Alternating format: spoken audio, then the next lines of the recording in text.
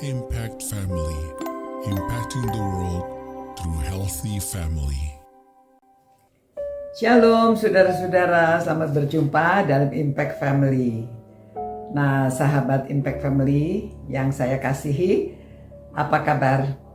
Saya harap saudara semuanya merasa bersyukur atas keadaan saudara yang khususnya di Jawa Barat ya. Selamat dari gempa. Tetapi kalau ada yang terkena gempa, ya kita semuanya saling menolong ya. Yang berkelebihan memberi yang kekurangan, yang selamat menolong orang yang sedang kena musibah. Ya.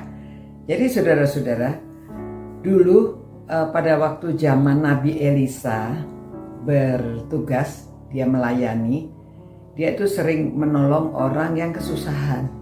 Ya. Salah satunya saudara di 2 Raja-Raja pasal 4. Ada cerita yang mengatakan bahwa seorang dari istri-istri para nabi itu mengadukan halnya kepada Elisa, ya. Lalu sambil mengatakan, hambamu, suamiku sudah mati dan engkau ini tahu bahwa hambamu ini takut akan Tuhan. Tetapi sekarang penagih hutang sudah datang untuk mengambil kedua orang anakku menjadi budaknya. Ya. Jadi saudara, ini debt collector ya.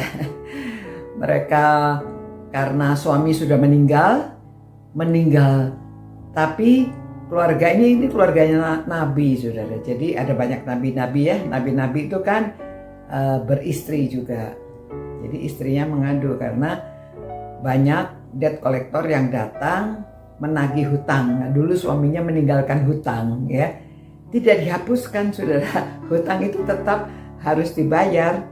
Lalu dia minta tolongnya kepada siapa? Kepada nabi saudara. Apa-apa yang terjadi pada waktu itu karena nabi yang sedang bertugas melayani, apa saja kejadiannya, mereka mengadunya kepada nabi ya.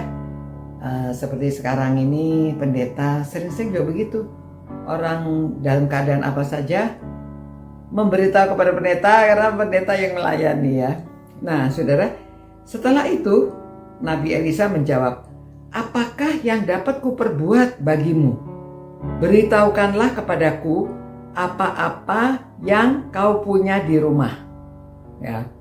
Lalu si janda ini dia memberitahu ya bahwa hambamu ini tidak punya sesuatu apapun di rumah kecuali sebuah buli-buli berisi minyak. Ya, jadi tempat buli-buli berisi minyak. Lalu kata Elisa, pergilah, mintalah bejana-bejana dari luar, daripada segala tetanggamu, bejana-bejana kosong, tetapi jangan terlalu sedikit. Jadi ini perintahnya Elisa ya. Jadi dia punya satu buli minyak, tetapi suruh minta bejana-bejana ke tetangga-tetangganya, ya pinjam lah ya gitu ya dari tetangga.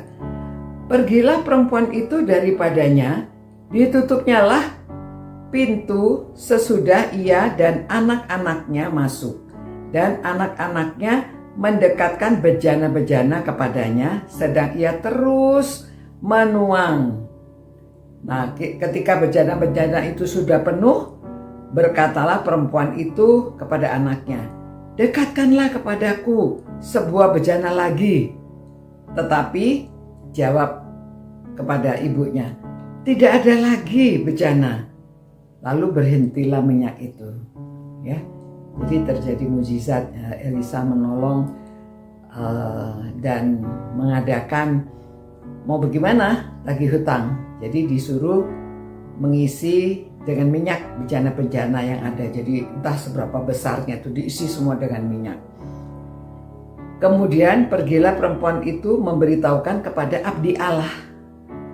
Dan orang itu berkata, pergilah jualah minyak itu, bayarlah hutangmu, dan hiduplah dari lebihnya engkau serta anak-anakmu. Ya. Jadi cara menolongnya ya Nabi mengadakan mukjizatnya. Sekarang dia mempunyai banyak minyak. Ya, kita pernah krisis minyak ya, tidak ada minyak. Jadi pada waktu itu disuruh membuatnya minyak. Jadi minyaknya itu bisa dijual. Nah, jadi suruh hidup dari apa yang dia miliki, suruh membayar utang, ya. Jadi dia tidak membebaskan hutangnya, tetapi diberikan sesuatu supaya bisa membayar hutang. Setelah membayar hutang, sisa uangnya dipakai untuk hidupnya. Nah, saudara-saudara, di sini kita melihat ya bahwa ya banyak orang kesulitan.